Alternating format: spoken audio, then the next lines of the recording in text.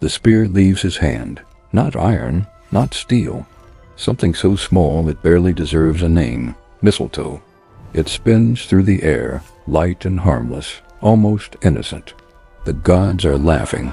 They stand in a wide circle inside Asgard's grate. Hall, gold blazing on every surface, as firelight dances like it's alive. The air smells of sweat, metal, and pride. This has become a game. It's been a game for days. Baldr stands at the center, radiant, calm, untouched. They throw everything at him. Axes slam into his chest and fall away. Swords shatter against his skin. Stones crack like eggs on his ribs. Baldr doesn't flinch. He smiles, because he knows something they don't. Nothing can hurt him. That belief hangs heavier than the weapons. Then the mistletoe strikes. No explosion, no divine fire, just a sound. Dry, sharp, like a tree snapping under snow. Baldr stiffens. The smile vanishes. He collapses onto the stone floor. The light drains from the room. Someone laughs, then stops. Someone steps forward, waiting for him to rise. He doesn't. Blood spreads beneath the god of light. And in that moment, something worse than death moves through Asgard. Confusion. Baldr wasn't supposed to die. Every force had sworn not to harm him.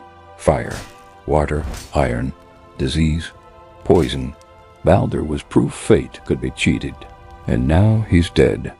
In a world ruled by gods obsessed with controlling destiny, no one saved Baldr.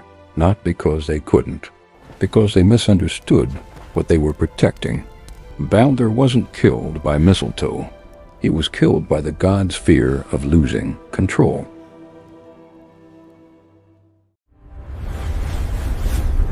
Unveil the legends. The death didn't come without warning. It never does. Baldr started dreaming. Dreams where the sun dimmed, where halls stood empty, where his own body lay cold beneath a sky with no stars. He woke shaking. Gods don't usually fear sleep, but Baldr did. And Frigg noticed. Frigg wasn't just a loving mother. She was a strategist, a goddess who believed that if she moved fast enough, spoke to the right forces, and pulled the correct strings, she could lock fate in a corner and suffocate it. She trusted omens, she trusted rituals, she trusted control. What she didn't trust was chance. Odin knew something was wrong too, but Odin never reacted with comfort, only calculation. This was a god who sacrificed his own eye not for wisdom, but for advantage. A god who hung himself from the world tree, bleeding and starving, just to steal secrets from the universe. Odin didn't fear Baldr's death. He feared what Baldr's death meant. Ragnarök was coming. It always was. And Baldr's dreams felt like the first crack in the wall.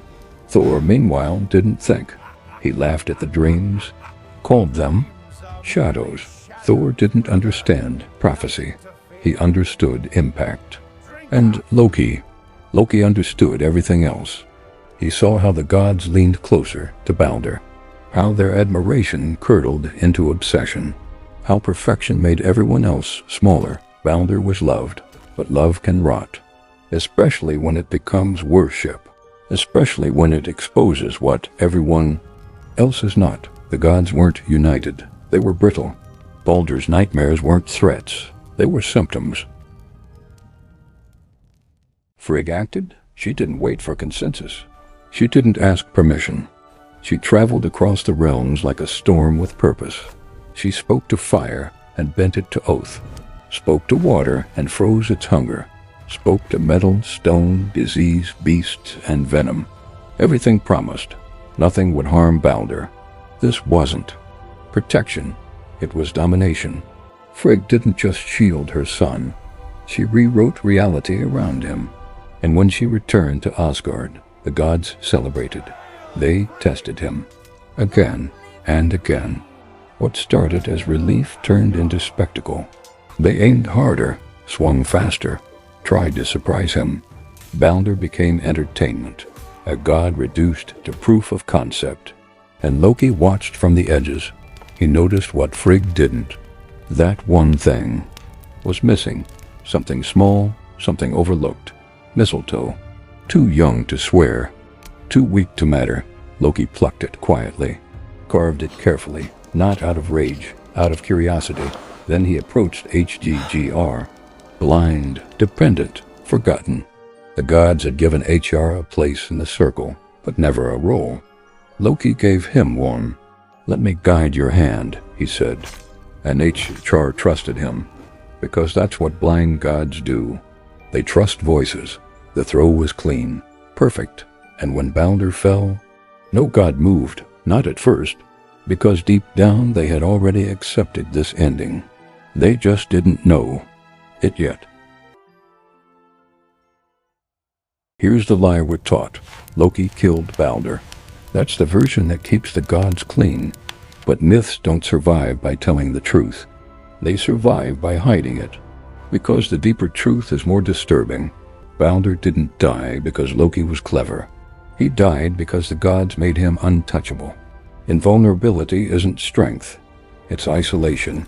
Nothing could reach Baldr anymore. Not pain, not consequence, not growth. Every strike that bounced off his body taught him the same lesson. The world could no longer answer him honestly, and the gods encouraged it. They didn't train Baldr, they didn't harden him. They displayed him, a perfect god in a broken family. That kind of perfection doesn't inspire loyalty. It breeds resentment, especially in a realm built on struggle. In Norse myth, worth comes from scars, from sacrifice, from surviving winter. Baldr had none of that. He was sunlight in a culture that worshipped endurance. And sunlight makes shadows. Loki wasn't jealous of Baldr's power. He was disgusted by the lie it represented. That fate could be cheated. That suffering could be skipped. So Loki did what tricksters do best. He exposed the flaw. Not with force, with precision. But here's where the story turns darker. After Baldr's death, the gods rush to undo it. Höðr rides to hell, 9 nights through darkness, across rivers choked with dead souls, past gates that don't open for hope.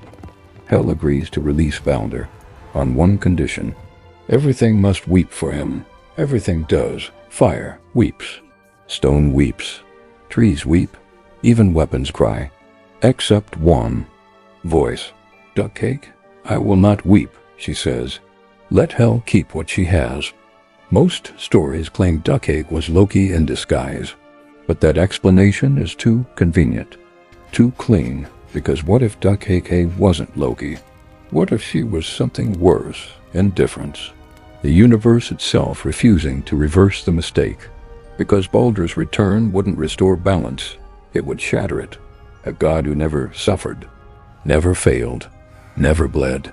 That's not salvation. That's stagnation. And the cosmos chose motion.